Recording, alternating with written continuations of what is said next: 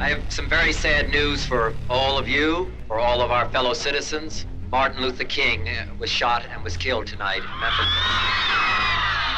In the rugged and unfettered world of politics, where violence often muddles the balance of peace and stability, there have been cases of high-profile assassinations that shook the nation to its core. There have been many of our people across the country from all walks of life, and bring about the freedom of these people by any means necessary. From presidents to prime ministers to beloved politicians whose lives were cut short by random and unanticipated fatal attacks. Hold, when you're ready, on you. Ready, move! From carefully orchestrated schemes to the random attacks, what are some of the most unforgettable murders ever recorded in history? Join us as we unveil 20 most infamous assassinations in history. Number 20. Archduke Franz Ferdinand. What better way to start than with the assassination that triggered the First World War, leading to the death of over 16 million people? On June 28, 1914, Archduke Franz Ferdinand of Austria and his wife Sophie escaped a bombing attempt by an extremist named Nedeljko Kabrinović. But instead of canceling their planned trip due to security concerns, the Archduke and his wife insisted on visiting the officers wounded by the bombing. As their motorcade sped across the Appel Quay, 3 cars in the lineup took a wrong turn, giving another Serbian assassin identified as Gavrilo Princip the chance to whip out his pistol and fire 2 fatal shots at the Archduke at point-blank range. Ferdinand was hit in the neck, while Sophie was hit in the abdomen. Within minutes, they were both dead. The 19-year-old Princip was immediately apprehended, and while he admitted to killing Ferdinand, he claimed he never intended to hit Sophie. Since he was too young to be executed, Princip was handed a 20-year sentence for the murder and would eventually die in prison in April 1918 after contracting tuberculosis. Due to the pent-up tension that enveloped Europe prior to the assassination, Austria and Hungary united to punish Serbia for the attack. Then, one by one, Germany, Russia, France, Belgium, and Great Britain were drawn into the conflict, kickstarting what would be one of the most devastating wars in the history of mankind. Number 19. Abraham Lincoln. As the American Civil War drew to a close with the fall of Richmond, some Southern sympathizers held unfounded belief that the Confederacy could only be restored with the death of President Abraham Lincoln. American actor John Wilkes Booth was one of those people, and he was willing to put both his life and career on the line to bring this to reality. While President Lincoln and his wife were attending a performance at the Ford's Theater on April 14, 1865, Booth snuck to the president's box, which was conveniently unguarded, and barred the outside door from the inside. At the precise moment when he knew the play would elicit a big laugh from the audience, Booth suddenly burst in through the box's inner door and shot Lincoln in the head with a .44 caliber Derringer before leaping from the box to the stage below. Although Lincoln was immediately attended to by several doctors present in the audience, he would eventually be pronounced dead at around 7:22 a.m. on April 15, causing massive grief to the American people. As for Booth, he was later tracked down by federal troops on April 26th, while hiding out at a farm in Virginia. After the barn they hid in was set aflame, Booth was shot either by himself or a soldier and died shortly after. 8 other conspirators were tried for Lincoln's murder, receiving heavy sentences ranging from death penalty to life imprisonment. Number 18. Martin Luther King Jr. As one of the biggest champions of the civil rights movement, the assassinations of Martin Luther King Jr. shook America and the world to its core. A vocal critic of the American government and strong advocate of nonviolent demonstrations, King gained prominence for his outspoken stance and an unrelenting fight for human rights. His killer was a fugitive named James Earl Ray, who had gained intel about King's location from local media. At about 5:55 p.m. on this dark day, King and his closest friend, Ralph David Abernathy, emerged from their room at the Lorraine Motel, on their way to have dinner at a local minister's house. Unknown to him, James Earl Ray had picked a perfect vantage point to set up his rifle, and with a single bullet to the right side of the face at 6:01 p.m., King was mortally wounded.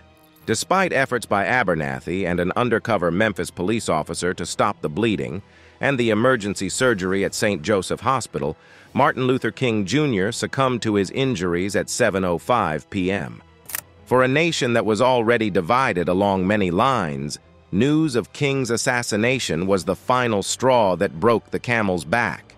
The people were angry, and they took to the streets to express their fury, protesting, rioting, and breaking down the law and order King tried so hard to uphold. For the next couple of days, more than 100 cities were thrust into constant looting, arson, and violence, leading to the arrest of 27,000 people and more than 40 recorded deaths. In death, Martin Luther King became a legend, revered today as one of the bravest freedom fighters the world has ever seen. Number 17. Donald Trump. While the assassination wasn't successful, the idea that former U.S. President and 2024 presidential candidates Donald Trump could have lost his life at a campaign rally chilled America to the bones. Trump was speaking to a massive crowd in Butler, Pennsylvania on July 13, 2024, when 8 shots rang out, throwing the whole crowd into massive panic. Everything happened within a few seconds, but in that moment, Trump's ears could be seen dripping blood as Secret Service operatives rushed to cover him with their bodies. Few seconds later, Trump arose from the ground, fist in the air, as the crowd heaved a breath of relief. The shooter, identified as 20-year-old Thomas Matthew Crooks from Bethel Park, Pennsylvania, was neutralized seconds later by the Secret Service counter-assault team sniper. Officers also found explosives in Crooks' vehicle, which he drove to the campaign venue 1 hour from his home. Thankfully, Trump escaped the attack with a slight tear to his ear and was released from the hospital shortly after. The shooting evoked empathy from the general public and caused massive uproar on social media as conspiracy theories began to emerge about the event. Several prominent figures, including former President Barack Obama and President Joe Biden, released statements condemning the shooting, and more investigation is being conducted to determine the motive behind the audacious assassination attempt.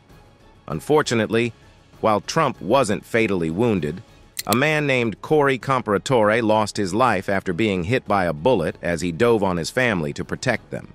2 other men, David Dutch and James Copenhaver, were also wounded by gunfire, but are said to be in stable condition after getting emergency treatment. Number 16. Mahatma Gandhi. For India, Mahatma Gandhi wasn't just a person, he was a movement. At 78 years old, Gandhi had built a legacy for his unrelenting dedication to civil disobedience and peaceful protests in the fight to free India from the clutches of the British colonial regime. On August 15, 1947, Gandhi's dream came true. India gained independence. The territory formerly known as British India was split into India and Pakistan, one part for the Hindus and the other for the Muslims. However, the young nations were almost instantly thrown into communal violence as the line of separation became a major bone of contention. It was with this backdrop that Gandhi traveled to New Delhi, the Indian capital, to partake in a fast for peace and prayer meetings. On 30th of January, 1948, Gandhi was approached by a Hindu nationalist named Nathuram Godse. But after greeting Gandhi, Godse pulled out a small-caliber revolver hidden in his clasped hands and fired 3 fatal shots.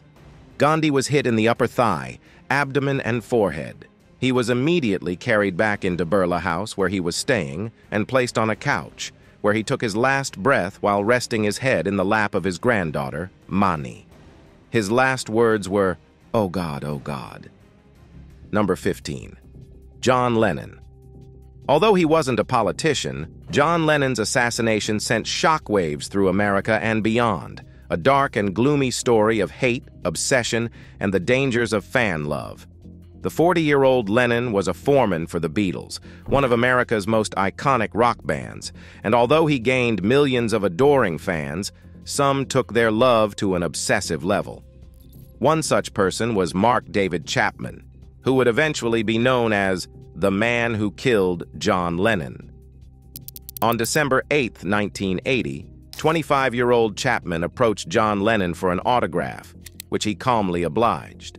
But after signing, Lennon asked Chapman if he wanted anything else, and as the killer would later describe, there was something sinister about the way he asked that question, almost as though he knew something terrible was about to happen. Later that day, while Lennon was entering his Manhattan apartment building, Chapman shot him 4 times at close range with a .38 caliber revolver. Lennon, covered in blood, was immediately rushed to the hospital but never made it there alive. As for his killer, Chapman voluntarily remained at the crime scene until the police arrived to arrest him, taking the case to a whole new level. Psychiatric analysis diagnosed Chapman with borderline psychosis, instructing him to plead insanity. Instead, he decided to plead guilty to murder and was sentenced to 20 years to life. His parole has since been denied 13 times, and he remains locked behind the walls of prison. Number 14. Shinzo Abe. When it comes to infamous political assassinations, very few can rival the 2022 killings of former Japan Prime Minister Shinzo Abe. While speaking at a campaign rally on July 8th, just 2 days before the parliamentary election was set to hold, the 67-year-old Abe stood with his back exposed at an intersection outside a train station in the western city of Nara. Out of nowhere, 2 shots rang out. The first missed, but the second found the mark on Abe's body, sending him tumbling to the ground. The shooter was identified as Tetsuya Yamagami, an aggrieved citizen who planned the assassination for a whole year, learned how to build a gun online, and risked everything to take the former prime minister down. At first, when Abe's bodyguards heard the first shot, they were left dazed and confused. And although they could have whisked Abe away within the 2.5 seconds it took to fire the second shot, the former prime minister remained in the open until his life was violently snatched. So, what was Yamagami's motivation? Strangely, the whole plan wasn't entirely about Abe's political decisions while in office, but because of his alignment with the Unification Church. Many would agree that the church functions more like a cult than a body of believers, as most of its members get brainwashed to forfeit their money and properties to the leadership of the church. Yamagami's mother was one such person, and according to his assailant, his mother had actually donated everything they had to the church, leaving her family with almost nothing.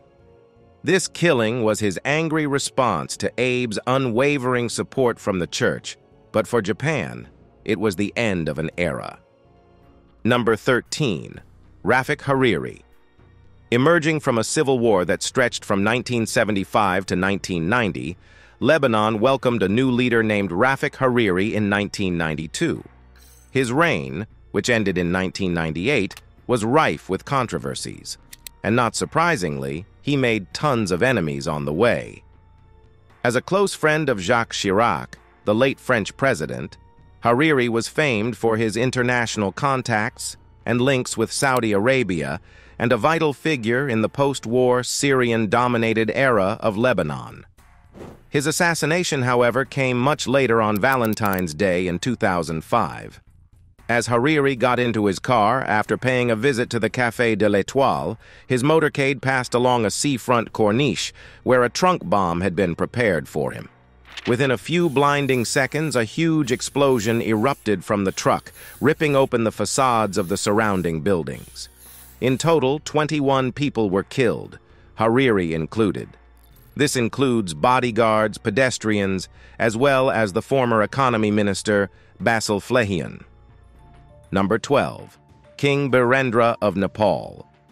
On a summer night in Nepal back in 2001, a drunk crown prince unleashed mayhem at a royal family gathering, leading to the murder of the major members of the royal family. This is Prince Dipendra Bir Bikram Shah, the man who almost wiped out his entire family and then took his own life. The scenes unfolded like a Hollywood blockbuster, as Dipendra found himself at odds with his parents over his decision to marry a local aristocrat named Devyani Rana. Dipendra, who was being threatened with being disinherited if he continued with the relationship, finally snapped on June 1st, 2001. He took a gun and assassinated his father, mother, brother, and other members of his family before turning the same gun on himself. Since the majority of the royal family had been killed, Dipendra automatically received the monarchy, all while lying in a coma from his gunshot wound. While it's hard to conclude that this was an overzealous lover gone rogue, Dipendra's time on the throne didn't last long. Hours after the Nepal royal massacre, Nepal was declared brain dead, and the throne was then handed over to Uncle Gyanendra. Reeling from the shock of losing their king and 90% of his family in a single day, the people of Nepal took their grief to the streets, rioting, damaging buildings, and throwing out the rest of the royal family who survived the massacre. Number 11. Yitzhak Rabin. The November 1995 murder of Israeli Prime Minister Yitzhak Rabin set the nation several steps backwards, undoubtedly setting the precedent for the reality that envelopes the region today.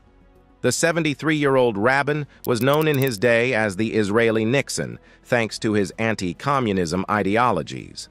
Although he was a well-accomplished military man, Rabin soon realized how improbable it was to rule the Palestinians with violence, so he began to pursue a more sustainable and effective approach. In 1993, during his second term as prime minister, Rabin decided to broker peace with his longtime enemy, Yasser Arafat, by signing the Oslo peace deal. However, not everyone was pleased with Rabin's approach to the conflict, especially the hard-right Israelis, who foresaw a time when Israeli settlements would be forced to evacuate from the occupied territories. At around 9:45 on November 4th, 1995, Rabin was on his way back from a rally where he'd spoken to a crowd of over 100,000 people who supported the peace process. But not everyone in the crowd came for the peace talks. One man named Yigal Amir managed to squeeze his way through the crowd as Rabin was getting into his car and fired 2 shots at the prime minister. Amir was immediately wrestled to the ground by the police and would later give a full confession about his plans and motivations on the way to the police station. At around 11:15 p.m., Rabin's death was finally confirmed by the Israeli government. Upon hearing the news, Arafat reportedly wept and sat bareheaded at Rabin's home to mourn him, and many described the assassination as one of the worst tragedies in the history of the State of Israel and even the history of the Jewish people. Number 10. John F. Kennedy. November 22, 1963 is a day that'll remain forever etched in American history as the day the United States faced one of its most infamous assassinations, the killing of JFK. As the presidential party traveled in a motorcade along a 10-mile route that stretched through downtown Dallas on the way to a speaking engagement, a crowd of excited Americans lined the streets to catch a glimpse of the president. While passing through the Texas School Book Depository, the sounds of gunfire suddenly echoed through the plaza as bullets struck John F. Kennedy's neck and head, and he slumped over towards his wife sitting right beside him. Texas Governor John Connally, who was riding in the car with him, was also shot in the back. Despite racing to Parkland Memorial Hospital just a few minutes away, very little could be done to save the president. At around 1 p.m. that day, John F. Kennedy was pronounced dead. Not long after, police apprehended a man named Lee Harvey Oswald, identified as the lone shooter. Oswald himself would eventually be killed on November 24 after Jack Ruby, a local nightclub owner, shot him on live TV. But JFK wasn't the only one who got assassinated. Within 5 years of his death, his brother was also murdered in broad daylight. Number 9. Robert F. Kennedy. As the 7th child of his family, Robert F. Kennedy stepped up as the leader of the dynasty following JFK's death. But his reign wouldn't last for too long, before he was also brutally executed. Just like his brother, Robert was also a politician, elected as a Democratic senator for the state of New York in 1964. But his ambition was greater, and in 1968, he announced he was running for President of the United States. After clinching 4 wins out of 5 in the Democratic primaries, it appeared as though America was about to get another Kennedy president. But as news of his victory came in around midnight on June 5, 1968, Robert stepped down to the hotel ballroom at the Ambassador Hotel in Los Angeles to speak to a crowd of supporters. As he shook hands with fans and hotel staff, a shot rang out from a .22 caliber revolver, hitting the senator at close range in the head and body. 5 people were wounded but survived. However, Robert wasn't so lucky. He was later pronounced dead at the Good Samaritan Hospital the following day. The assassin was later identified as Sirhan Sirhan, a Palestinian man from Beirut, who claimed he had assassinated Kennedy due to his ties with Israel. After a brief trial, Sirhan was sentenced to death in 1969, before his sentence was commuted to 3 life terms. His parole has since been denied several times. Number 8. Muammar Gaddafi. Following the fall of Tripoli, Libya, to the opposition forces in August 2011, Muammar Gaddafi was forced to escape from the Libyan capital with his family. As the leader of the nation, who ruled from 1969 until his death in 2011, Gaddafi was considered a huge threat by the United States and several world powers, which placed a huge target on his back. Following his disappearance, a massive search was launched to locate and bring him down. At around 8:30 local time on 20th October 2011, Gaddafi, in the company of his army chief Abu Anaker Yunus Jabr, his security chief Mansour Dow, and a group of loyalists attempted to escape in a convoy of 75 cars. But they were soon spotted by NATO forces, who began firing at the convoy, along with rebel forces on the ground. After the vehicle in front of Gaddafi's car was destroyed, he and his son Mutassim, along with former Minister Abu Bakr Yunus Jabr, took shelter in a nearby house. But their struggles were far from over, as the house was also destroyed by shelling from rebel forces. The reports of Gaddafi's eventual death are varied and highly disputed. But according to stories confirmed by video footage, Gaddafi was eventually found taking refuge in a large drainage pipe, along with several loyalist bodyguards.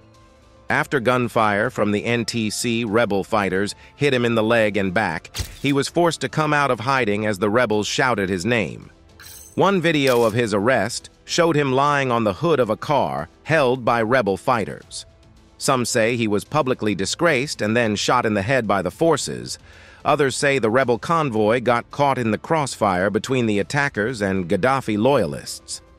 After he was confirmed dead, Gaddafi's remains would eventually be made a public spectacle, as he was moved to an industrial freezer where the people were allowed to see it and confirm that the dictator was indeed dead. Number 7. Kim Jong-nam. Most people know Kim Jong-un, the supreme North Korean leader, but very few are familiar with his older brother Kim Jong-nam, who was initially supposed to ascend the throne but fell out of favor. After being forced into exile in 2003, Kim Jong-nam came face to face with death on February 13, 2017. On his way back from a visit to the island resort of Langkawi, Kim Jong-nam arrived at the Kuala Lumpur International Airport in Malaysia at around 9 a.m. to take a flight to Macau. Out of nowhere, 2 women appeared to spray Kim Jong-nam with a liquid before running away. Within seconds, the man was down on the ground, and further investigation later revealed that he had been sprayed with the VX nerve agent. 20 minutes later, he was pronounced dead.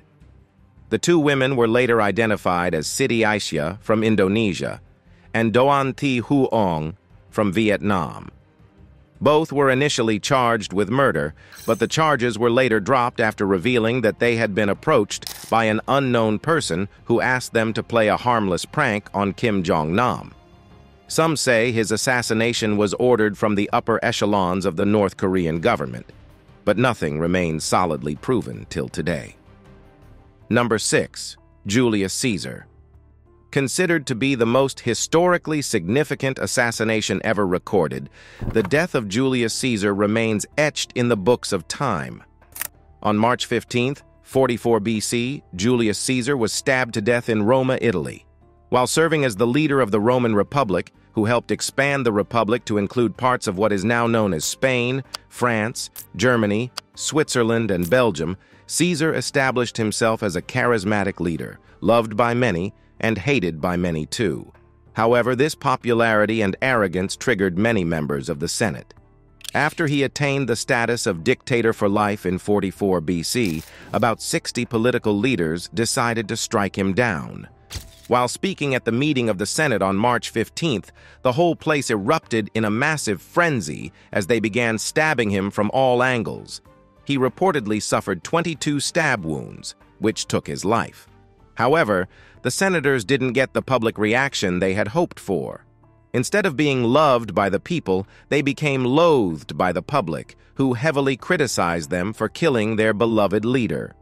This would eventually lead to a civil war that almost tore the nation apart. And in the end, Caesar's grandnephew and adoptive son, Octavian, emerged as the next leader of Rome. Number 5. Chokri Belaid. On 6 February 2013, Tunisian opposition party leader Chokri Belaid was assassinated by unidentified gunmen. Prior to his death, Belaid was regarded as one of the most vocal critics of the Islamist-led government, who called out the violence perpetrated by radical Muslims and constantly called for peace in the region. According to reports published by the press, Belaid was shot at point-blank range 4 times in the head and chest by a man riding on a motorcycle with his accomplice. However, the motive of the murder remained uncertain at the time. This came at a time when Tunisia was battling intense social and religious tensions, and due to his constant criticism of the government, Belaid received death threats that were eventually substantiated on an unexpected day. His death would eventually trigger widespread protests and riots, as the streets became filled with droves of police troops trying to quell the violence. The crisis would eventually subside after the president bowed to the pressure, stepped down from office, and dissolved his government. Number 4. Harvey Milk. On November 27, 1978, a terrible murder occurred at the San Francisco government offices, City Hall, California. Following a decision by Mayor George Moscone to exclude Daniel James White from the city board, White stormed the office, armed with a .38 revolver. Fueled by anger and wrath, White opened fire first on the mayor before reloading his gun and shooting his arch-rival Harvey Milk to death. Milk, who is recognized as one of the first openly gay politicians in the United States, was well loved in San Francisco, and his death caused widespread outrage, throwing the whole city into a state of mourning. The bodies were found by the then supervisor Dianne Feinstein, who was forced to break the news before a stunned crowd at City Hall.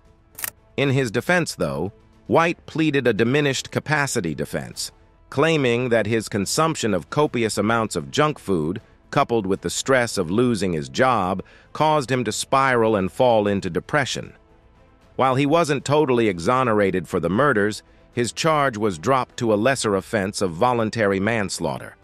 In the end, he got only a 5-year sentence, and the diminished capacity defense was repealed for future cases. The murder also triggered widespread riots coupled with peaceful candlelight demonstrations all across the city, as the people mourned 2 of the most loved and respected leaders of the time. Following his release from prison, however, White took his own life. Number 3. Malcolm X. Back in the days of the Civil Rights Movement, African-American Muslim minister and activist Malcolm X stood at the top of the movement, which pushed for equity and justice among minority groups. However, in his fight for freedom, Malcolm X made a few enemies along the way, one of whom would later carry out the bloody assassination of the much-beloved activist. The day was February 21, 1965. And Malcolm was preparing to address the Organization of Afro-American Unity at the Audubon Ballroom in Washington Heights. That was until 3 members of the Nation of Islam, identified as Muhammad Abdul Aziz, Khalil Islam, and Thomas Hagen, showed up unannounced and unleashed a hail of bullets on Malcolm, ending his life in an instant. In the aftermath of the events, the 3 men were charged, tried, and convicted of the murder, and given indeterminate life sentences. However, in an unexpected turn of events, Aziz and Islam were eventually exonerated and freed. Some say the whole assassination scheme was championed by the Nation of Islam. Others pointed accusing fingers at the FBI and CIA. The mystery remains unsolved, and the assassination remains one of the 4 major terrible assassinations of the 1960s, coming just 2 years after JFK's infamous murder. Number 2. Indira Gandhi. As the daughter of India's inaugural Prime Minister, Jawaharlal Nehru, and one of the most prominent politicians of her time, Indira Gandhi evoked mixed reception from the Indian people. After stepping into her father's shoes and emerging as the first female prime minister in India, Gandhi began making policies that didn't sit well with some Indian sects. This would eventually lead to a series of death threats that culminated in her assassination on October 31st, 1984. It was her most trusted bodyguard, Beant Singh, who carried out the murder, as revenge for Operation Blue Star, which placed her at odds with the Sikh community. Despite being warned to wear a bulletproof vest, Gandhi declined. And later that day, as she walked through the gate headed to an interview, Singh shot her 3 times in the abdomen, while another bodyguard named Satwant Singh fired 30 rounds from a submachine gun. Bent was eventually located and killed by border police, while Satwant was tried and later executed in 1989. Gandhi was later succeeded by her son, Rajiv Gandhi, who was also assassinated on May 21, 1991. Number 1. Zoran Dindik. The first time an attempt was made on Zoran Dindik's life was in February 2023, when a truck driven by a member of an organized crime group Zemun clan named Dejan Milenkovic tried to veer the Prime Minister's car off the road with a truck. Thanks to his security details, he escaped. The next time, though, he wasn't so lucky. His eventual assassination was organized and planned by Milorad Ulemek, the ex-commander of the Special Operations Unit. On his order, an assassin named Zvezdan Jovanovic accosted Dindik on his way to meet the Foreign Minister of Sweden, Anna Lindh, and her colleague, Jan O. Carlson. After setting up in a building some 180 meters away, Jovanovic fired the fatal shot that penetrated his body and exited to hit his bodyguard Milan Veruovic in the stomach. Jovanovic was eventually arrested in March 2003 and charged with the murder. He remained silent for the most part of the trial, but when given the chance to speak, mentioned that he didn't feel remorseful for killing the Prime Minister. Thank you for watching. See you in the next video.